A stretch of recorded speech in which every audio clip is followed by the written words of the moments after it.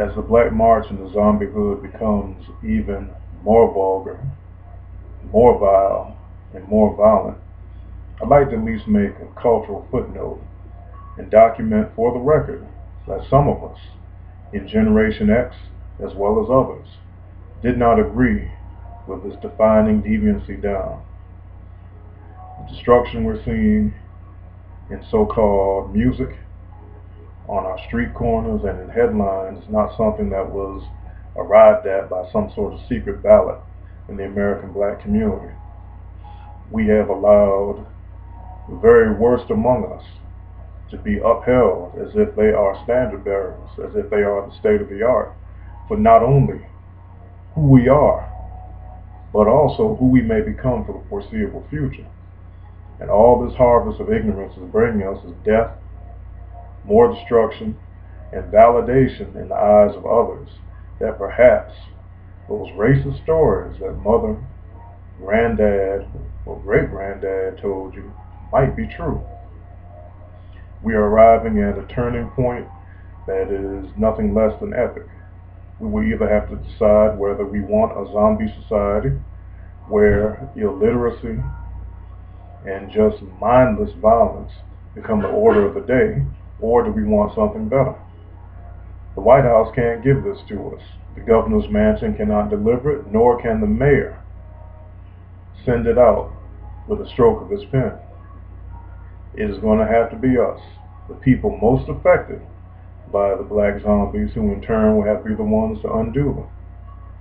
Nobody is coming to save us. In fact, if you notice, smart people are quarantining themselves away from the inner city. And in those ranks are the members of what I call the great removal, the great self-segregation that's been going on in the black community also. Whenever Negroes are able to rub together more than 2 nickels and can leave the hood, they do it, and do so at warp speed.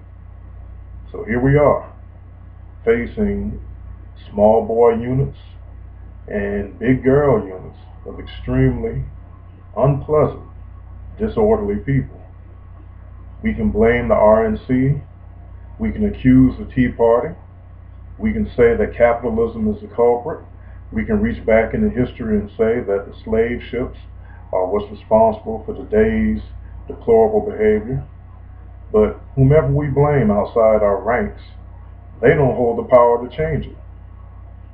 You could give each one of us $1 million today, and anyone afflicted with a zombie mindset would use that money to further perpetuate an orgy of vulgar, violent behavior. This isn't anything you need to question beyond looking outside your window for some of us, and definitely online and on your evening news. This is the reality that we have allowed ourselves to define downward, the type of dignity, the type of ambition that united disparate groups within our community, from born-again Christians on one end to Quran-toting Muslims on the other. We have allowed zombies to overrun our culture, and we cannot blame anybody else for this. I've been an anti-crime activist since BC, before crack.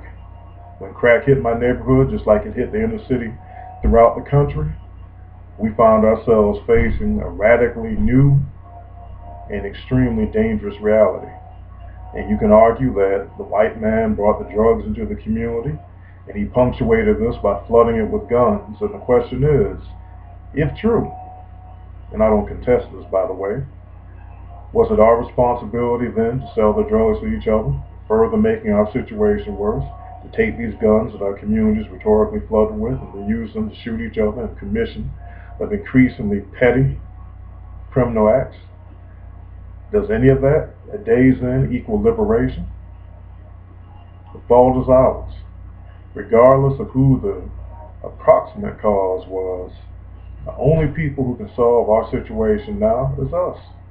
Reparations is not coming. And if you think that President Obama is going to jump up one day and announce to the nation and the world that he's going to cut a check for every black person who feels that he's been aggrieved by society, guess what? You're going to find yourself in the very unlikely position the Whistling Dixie. Zombies, or however you want to call these folks, are black folks' unique problem. They are coming from our neighborhoods, our families, and as such, they have become our problem. You can't run downtown to the Chamber of Commerce, or you can't run uptown to your elected officials to try to fix something that you, with your proximity, are best positioned to repair. And this is something that commentators have been saying ad nauseum. And I'm very happy to hear this, because for too long, I think that we were shocked and silenced because we couldn't believe that this type of vulgarity and this type of violence was actually coming from among our ranks. We were used to distant racists coming up with every type of outlandish theory, scurrilous allegations, and fantasies about wild black animals, but we never dreamed, particularly in the wake of the 1960s and all this epic inclusive change, that this would be the harvest. That instead of a better community, we are a bitter community. We have not become improved. We have actually become inflamed with a type of malignant behavior that no one anticipated. So I ask you, if black zombies are at your door, is it self-hating? Is it racist to call a spade and drive them from your doorstep?